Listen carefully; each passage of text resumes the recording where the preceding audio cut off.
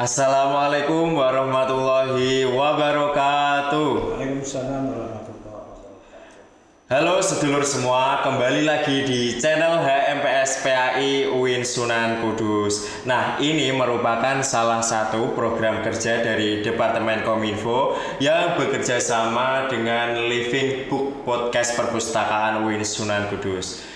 Bagaimana kabarnya hari ini sedulur semua? Alhamdulillah sehat-sehat ya. Semoga selalu dalam keadaan sehat dan bahagia. Rasanya senang sekali bisa membersamai kalian pada episode kali ini. Sebelumnya, perkenalkan nama saya Dava Mereno Alfiansyah, biasanya dipanggil sedulur Dava.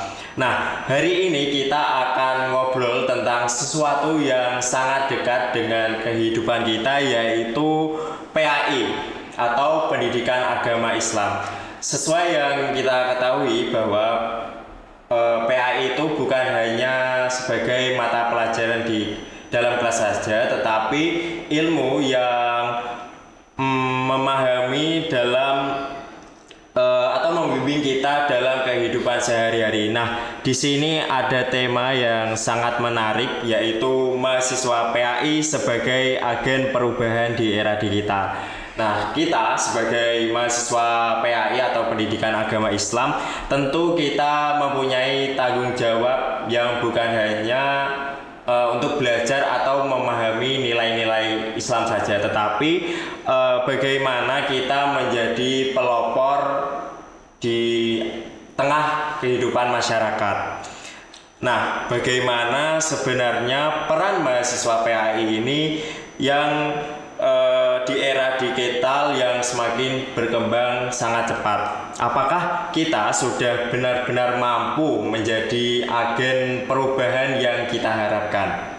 Nah, untuk membahas hal ini sudah hadir bersama kita narasumber yang sangat hebat, yaitu Bapak Haji Manijo Magister Agama.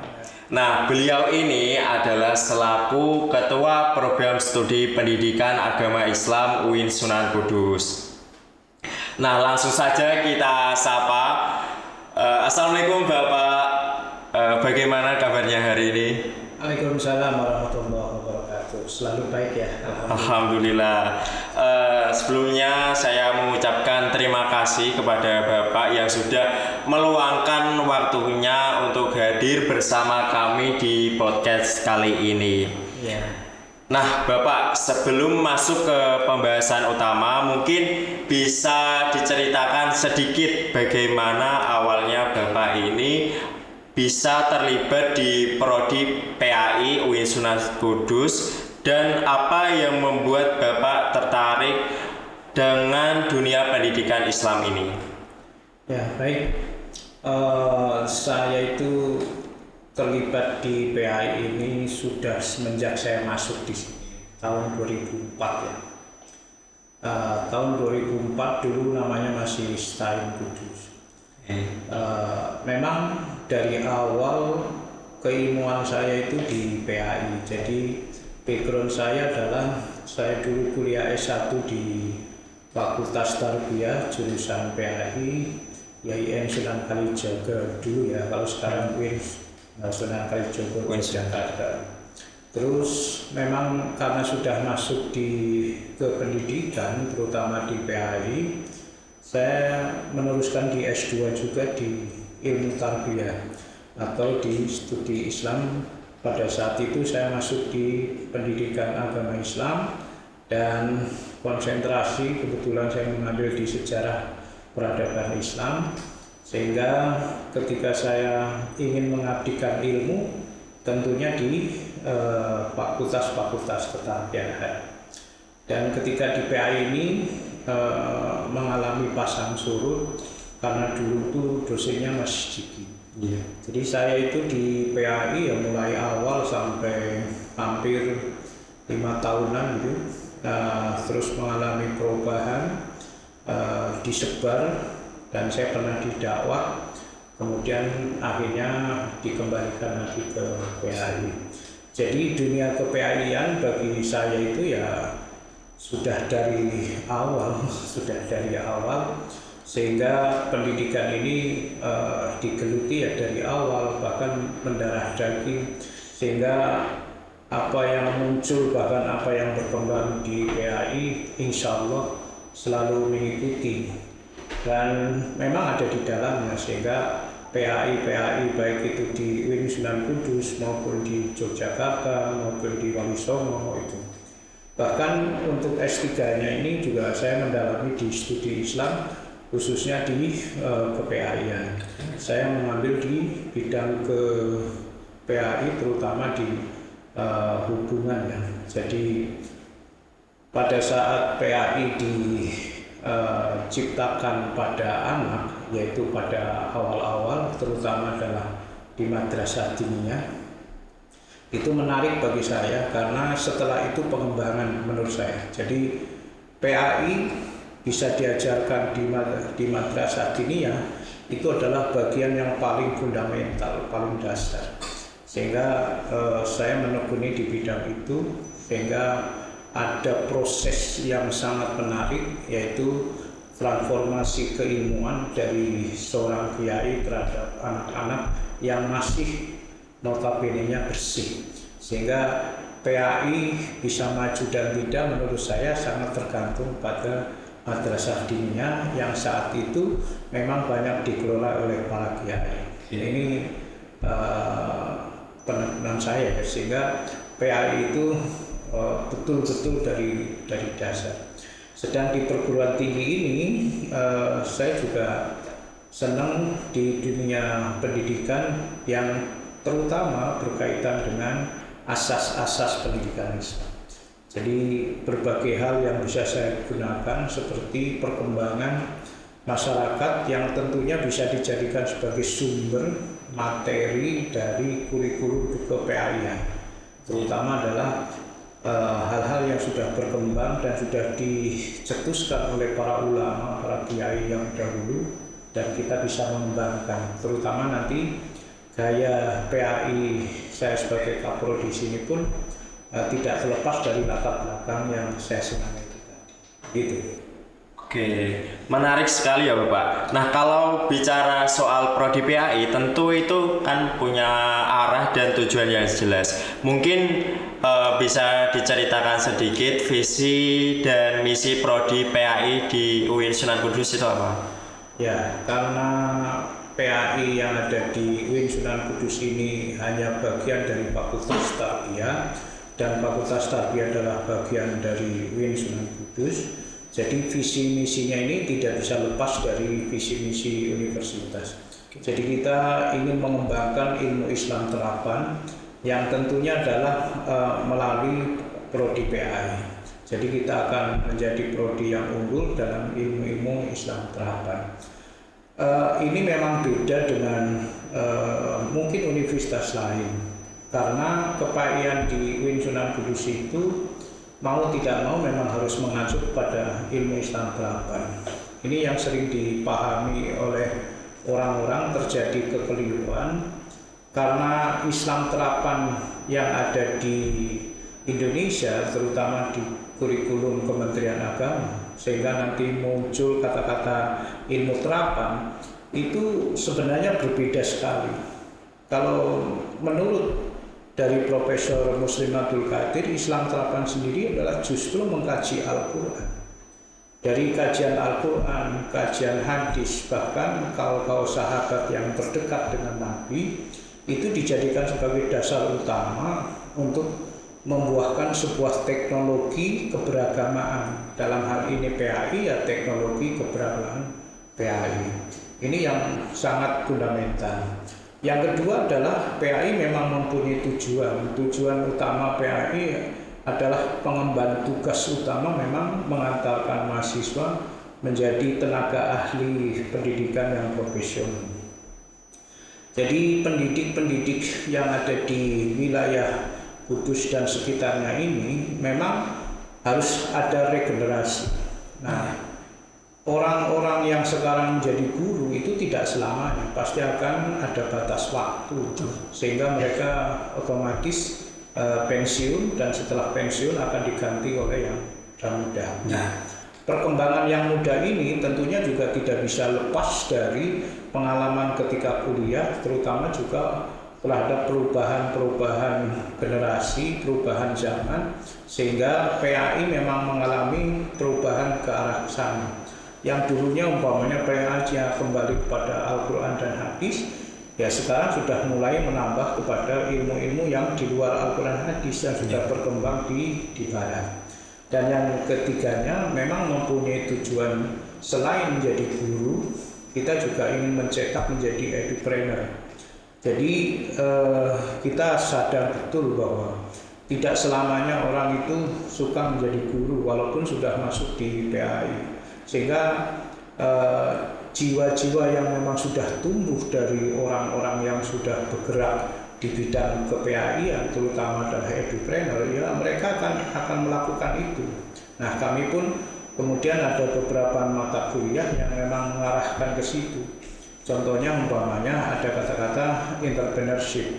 Jadi bagaimana menjadi seorang yang bisa menjalin pada orang lain, yang itu sebagai basis dari contoh umpamanya bisnis, atau mungkin juga bisa menjadi teknisi atau keahlian di bidang yang bisa membantu ke program-program guru, program-program pendidikan agama Islam. Jadi guru itu kan tidak hanya mengajar dan tidak hanya membimbing, tapi guru juga dibebani untuk mengisi administrasi guru. Dan untuk mengisi ini ternyata juga membutuhkan beberapa form-form atau mungkin juga template-template yang bagaimana cara memudahkan guru, dan itu juga ternyata menjadi peluang tersendiri bagi tenaga-tenaga PAI yang bisa jadi bahwa itu juga menjadi sesuatu yang membutuhkan keprofesionalan. Nah, PAI juga menghadirkan di situ. Nah, berbicara tentang PAI ini tidak hanya menjadikan lulusan menjadi guru saja, tetapi untuk seperti yang dikatakan tadi, ada yang menjadi edupreneur, ada yang menjadi teknisi. Nah, sepengetahuan Bapak, apakah ada alumni mahasiswa PAI yang tidak sesuai, misal kuliahnya di PAI tapi pas menjadi alumni bekerja menjadi pebisnis atau menjadi apa? Ya. Ada nggak Pak? Banyak, yaitu terutama dari masa saya aja yang dari ketika kuliah PAI di S1 dulu, itu ada yang jadi politik. Jadi mereka memang duduk di bangku politik dan memang senang betul terhadap ilmu-ilmu politik, karena menurut dia katanya juga saya menemukan pendidikan Islam yang sebenarnya itu justru ada di politik. Dan contoh umpamanya sastro, terus ada juga ini yang sekarang jadi DPR RI, Bu Hindun, itu juga orang-orang kita yang memang mereka mempunyai jiwa ke sana dan peluangnya juga sangat besar. Dan sedangkan yang jadi pebisnis ya sangat banyak. Salah satunya teman kita di dekat kampus itu juga orang-orang PAI. Jadi Pak Masrukin itu juga bagian dari orang PAI. Dia memang ahli di bidang di statistik, tapi kemudian dia menyediakan berbagai hal yang bisa dibutuhkan di perkuliahan ke PAI, bahkan guru-guru yang membutuhkan itu. Untuk yang lain-lain itu ya hampir menjadi pengusaha, bahasa saya itu juga dari PAI. Jadi tidak menutup kemungkinan memang hal-hal yang semacam itu menjadi muncul. Memang kalau di persentase itu tidak terlalu banyak. Contoh umpamanya di UIN Sunan Kudus itu sendiri hampir lulusan PAI ya memang menjadi guru, karena saya sadar bahwa kebutuhan PAI sebenarnya sangat banyak gitu. Cuman di masing-masing lembaga itu tergantung juga kepada keekonomian dari lembaga itu sendiri. Tapi pada dasarnya itu sangat dibutuhkan, karena orang-orang PAI itu untuk menjadi guru itu memang sangat luwes.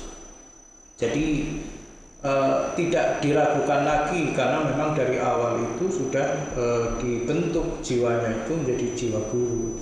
Sehingga ketika menghadapi siswa-siswa yang nakal, yang rewel, Bahkan mungkin siswa-siswa yang kurang perhatian di dalam pendidikan, ya guru bukan kemudian marah atau mungkin kurang enggak, tapi ada teknik-teknik tertentu dalam pendekatan orang-orang seperti itu. Ada metode-metode. Iya, bahkan seandainya ini saya mengandai-andai umpamanya yang menghadapi dari alumni jurusan non PAI mungkin akan berbeda, sehingga wajar saja umpamanya mereka menjadi guru yang galak umpamanya, atau menjadi guru yang tidak kalau bapak ya kebapaan, kalau ibu ya keibuan. Jadi disinilah perbedaan yang sangat besar, karena memang jiwa yang pertama kali masuk di PAI itu memang sudah muncul jiwa ke-PAI-an. Jadi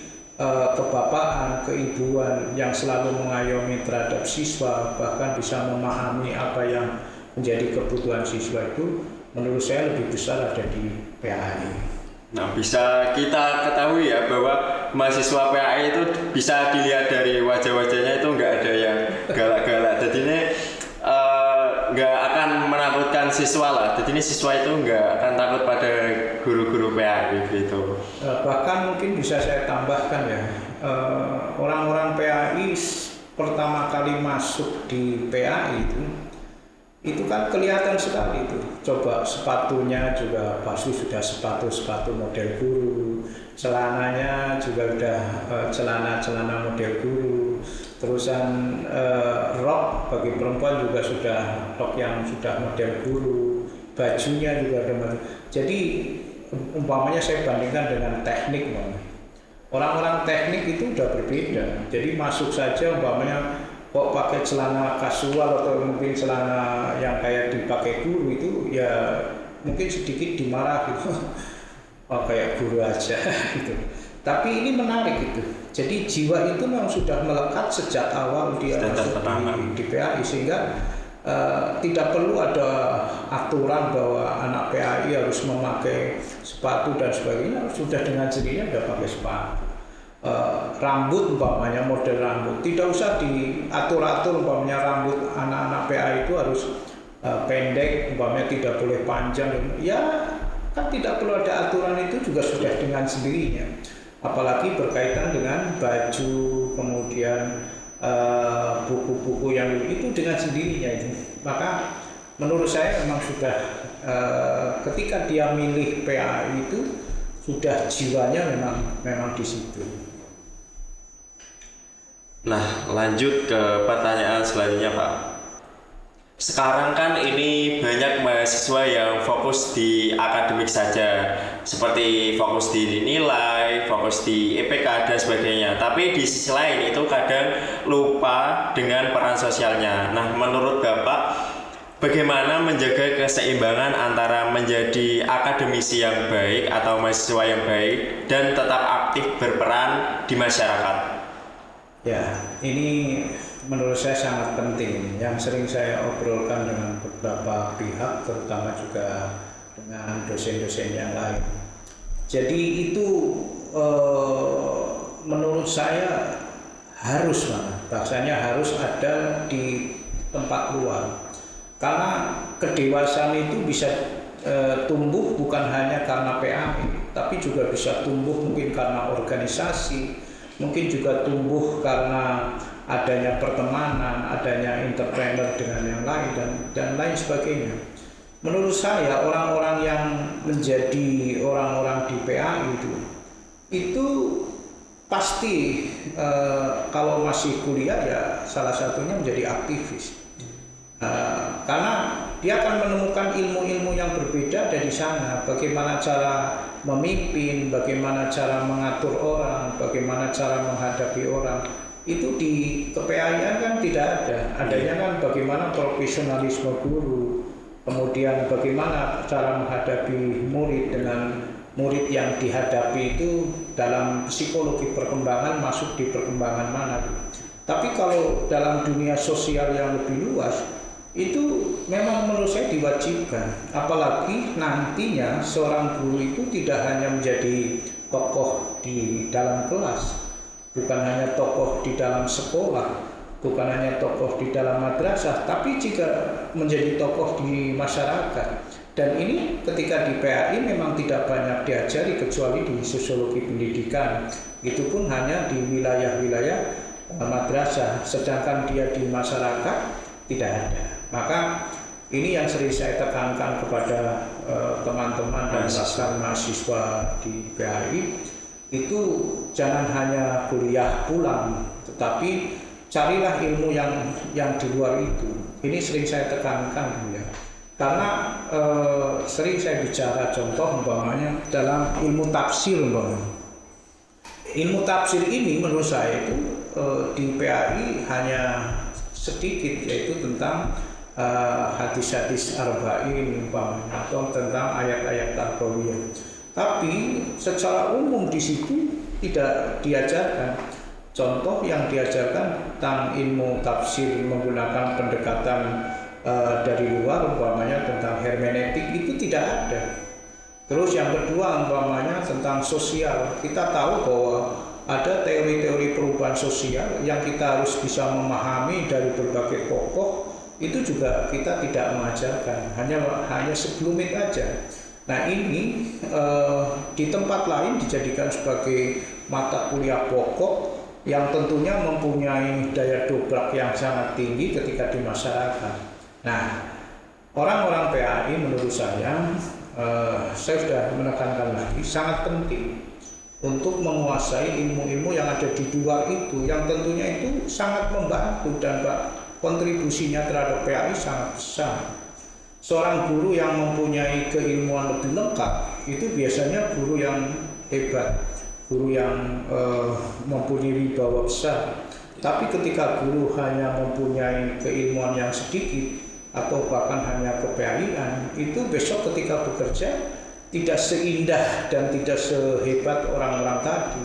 Karena ketika mau melanjutkan itu, mungkin saya tidak punya keilmuan, sehingga wajar ketika orang-orang yang semacam itu menjadi seorang tokoh panggung hanya di dalam kelas, bukan tokoh panggung yang sebenarnya baik di kelas maupun di luar kelas, bahkan di masyarakat. Nah ini lagi-lagi saya tekankan bahwa seorang guru, seorang alumni PAI memang dia menjadi agen perubahan besar, bukan hanya di tingkat sekolah tetapi juga harus di tingkat masyarakat. Saya kira banyak sekali sejarah yang telah membuktikan tokoh-tokoh pendidik ini yang ternyata juga menjadi sekaligus tokoh masyarakat. Hampir semua kiai yang ada di Kudus itu pasti juga punya lembaga pendidikan minimal madrasah diniyah. Jadi menurut saya itu sudah seperti simbiosis mutualisme yang kedua-duanya tidak bisa ditinggalkan, dan itu menjadi salah satu poin penting ketika seorang guru itu memang harus hidup di masyarakat secara penuh. Ketika seorang guru menyembunyikan diri pun menurut saya tidak bisa, karena itu sudah terbaca dari berbagai arah. Seorang guru itu ya seorang tokoh masyarakat, karena dianggap bahwa guru adalah ulama, guru adalah kiai, bahkan guru adalah sebagai sumber akhlak dan sumber ilmu, sehingga di masyarakat pun menyebutnya tidak lagi bapak siapa, tapi ya bapak guru. Padahal kalau menggunakan term pendidikan kan bapak guru itu hanya ada di pendidikan, terutama di kelas atau di sekolah. Tetapi ketika di masyarakat ucapan itu tetap masih ada. Iya, betul, otomatis Pak. Dia bukan hanya guru pada anak-anak, tapi juga guru terhadap masyarakat. Nah, kalau begitu dalam konteks pendidikan agama Islam, apa makna mahasiswa sebagai agen perubahan? Apakah lebih ke moral, sosial, atau kombinasi keduanya? Selama itu masih dibolehkan dalam Undang-Undang Negara Republik Indonesia, saya kira itu menjadi semuanya. Tapi karena ada batasan-batasan tertentu sehingga itu tidak boleh dilanggar.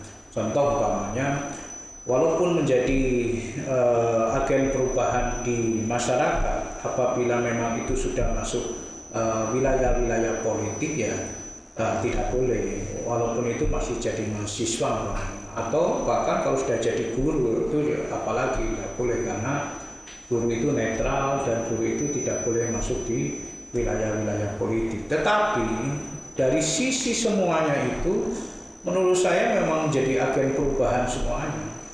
Contoh begini, jangan kamu salahkan ketika ada anak-anak TK yang mencintai terhadap tetangganya yang menjadi guru, kemudian akhirnya dia bisa masuk TK ya gara-gara melihat tingkah laku dari seorang guru.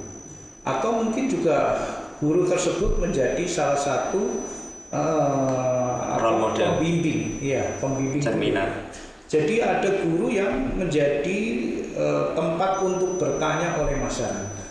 Nah, apapun jawaban dari seorang guru ini itu menjadi penting ketika itu masyarakat membutuhkan. Nah, karena masyarakat menganggap guru itu manusia yang super bisa. Iya, makanya otomatis ini menjadi sesuatu yang tidak boleh dihilangkan. Bahkan itu tumbuh kan karena peradaban begitu saja. Jadi bukan karena didesain, bukan karena apa. Jadi masyarakat memang mempunyai sifat tawadhu, bahkan mempunyai sifat hormat yang besar terhadap status guru itu sendiri. Dan ketika mahasiswa di sini memang dituntut menjadi agen perubahan, terutama mahasiswa PAI, jawaban saya iyalah. Karena menurut saya sudah ada beberapa daerah yang saya temui ternyata keislaman di daerah itu ternyata sangat dipengaruhi oleh guru agama yang ada di daerah itu. Ini bukan terjadi di luar Jawa. Kalau di luar Jawa malah menurut saya hampir ya 80% karena daerah pengaruhi. Iya. Tetapi itu juga ada di Jawa, terutama di daerah-daerah terpencil, kemudian di daerah-daerah yang masih terlalu jauh dari keramaian kota. Itu guru itu mungkin ya kalau saya bandingkan melebihi Pak Kepala Desa sendiri. Iya, jadi umpamanya mau menikahkan anaknya juga datang ke Pak Guru, mau melamarkan anaknya juga datang ke guru, mau selamatan juga datang ke guru dan lain sebagainya. Itu kan posisi itu posisi mulia yang memang mau tidak mau ketika mahasiswa harus digeluti, sehingga mahasiswa PAI ini bukan tidak menutup kemungkinan menurut saya adalah menjadi agen perubahan di masyarakat dengan apa ilmu yang telah dicapai. Efek sampingnya adalah mahasiswa ini memang harus bisa menggali sendiri. Karena ketika kita mengandalkan kurikulum di PAI, sudah sering ngomong dia, jadi sangat kurang karena dibatasi dengan SKS yang hanya 144 SKS, terus dibatasi juga dengan semester yang tidak boleh melebihi semester 8. Jadi itu masih sangat kurang, masih sangat jauh.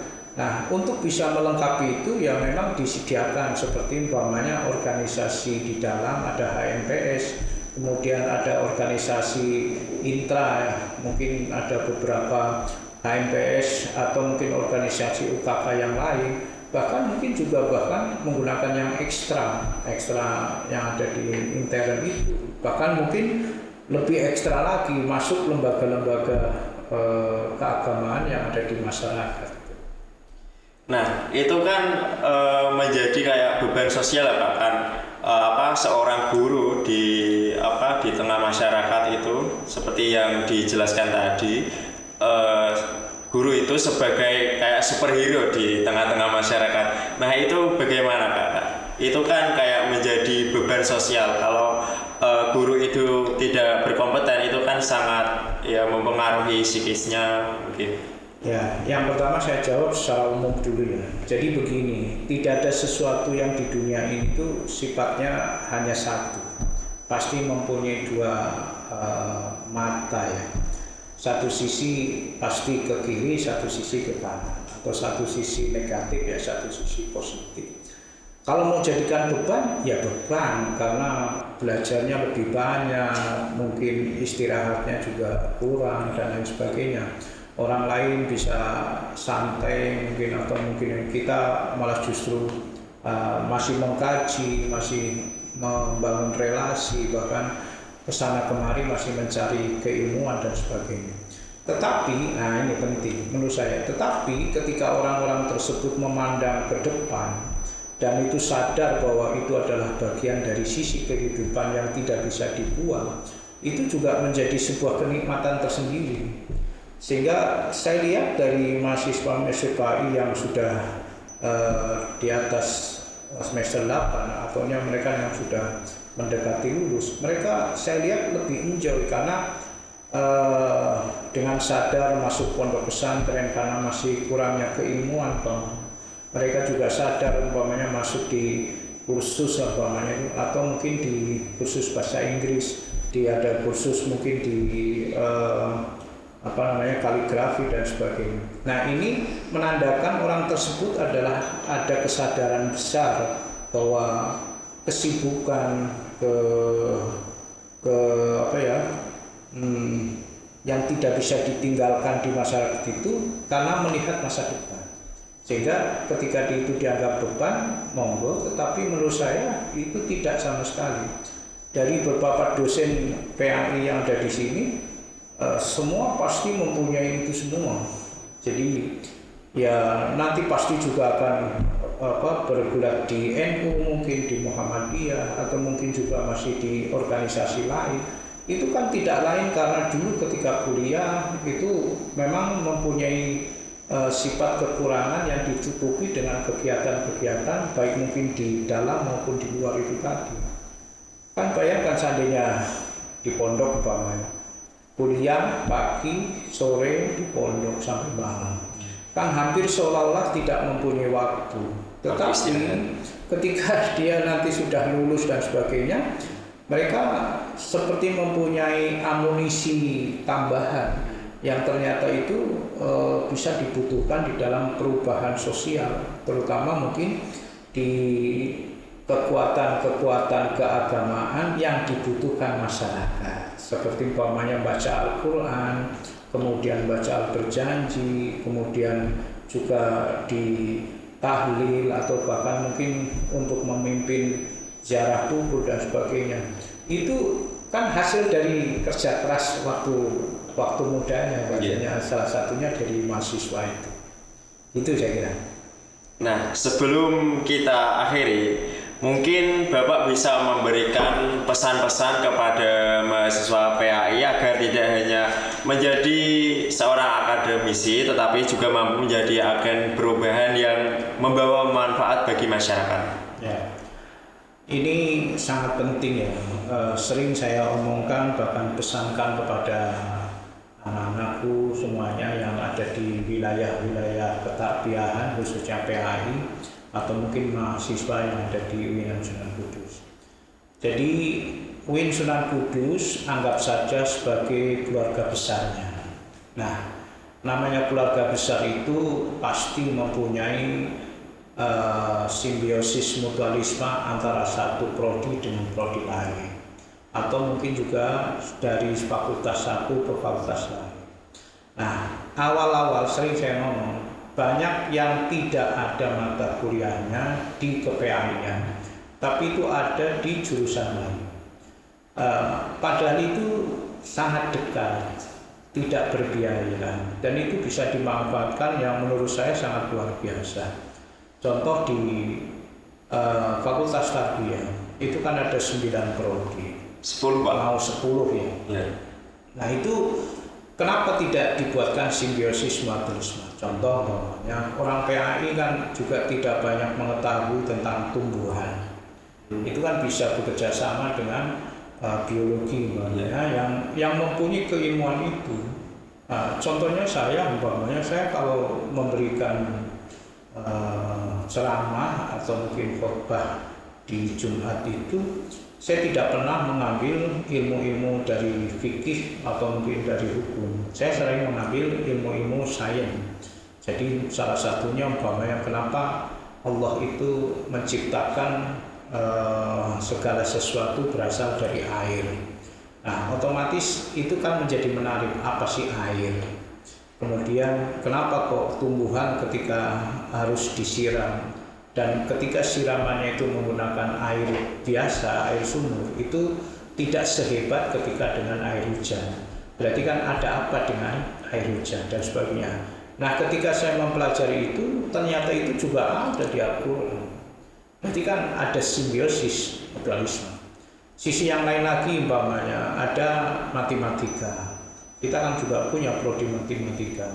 Nah, di sini juga sering kita menggunakan logika yang bersifat kebenaran. Ada kebenaran relatif, ada kebenaran yang bersifat absolut, bahkan kebenaran ini menjadi sesuatu yang menjadi pilihan. Orang-orang matematika dia rasionalis karena ketika dihitung itu bisa mendekati bahkan bisa tepat persis. Contoh umpamanya ketika ingin menerangkan tentang kapan terjadi gerhana, itu kan dihitung menggunakan rumus matematika. Nah, ketika itu ternyata juga itu bagian dari mempelajari Al-Quran. Dan itu juga mempunyai efek samping implementasi terhadap orang-orang PAI, terutama guru, ketika ingin menerangkan kepada siswanya. Itu contoh. Yang lebih dekat lagi itu adalah IPS. IPS kita punya sangat dekat dengan ilmu-ilmu PAI, yang di situ mempunyai teori-teori perubahan sosial, kemudian tokoh-tokoh perubahan sosial, dan hal-hal lain. Nah, ingat bahwa madrasah dengan kepala sekolahnya itu bagian dari agen perubahan. Jadi kalau memang kita mengetahui teori-teori itu sangat menarik, bahkan sangat luas, sehingga ketika anak PAI menjadi alumni itu menurut saya itu sangat luas ketika dia akan menjadi guru. Bahkan besok kalau sudah jadi kepala madrasah itu visinya lebih luas dibanding yang lain. Yang terakhir menurut saya itu di filsafat. Filsafat juga kita punya dekat dengan Usuluddin, kita juga punya dekat dengan orang-orang di AFI ya, di filsafat Islam. Itu juga kita ternyata sangat membutuhkan itu ketika memang kita ingin mengulang kembali bahwa PAI itu adalah unsur utama di dalam pendidikan, sehingga pendidikan itu mempunyai filosofi teoritis atau praktis. Nah, selama ini banyak PAI hanya diajarkan secara praktis, sehingga hanya mengajarkan bagaimana praktek metode ceramah, bagaimana praktek mengajar dengan metode diskusi umpamanya, bagaimana dengan konsep pendidikannya John Locke, J.J. Rousseau dan sebagainya, tapi tidak menutup kemungkinan justru hal-hal yang seperti itulah menurut saya adalah menjadi hal yang utama. Ketika tidak tahu teoritisnya itu malah menurut saya berbahaya, sehingga ketika mempraktekkan itu bukan totalitas tapi sekedar tahu. Nah, ini menurut saya yang perlu ditekankan. Iya, karena menurut saya pribadi bahwa yang semacam itu menjadi pokok menurut saya.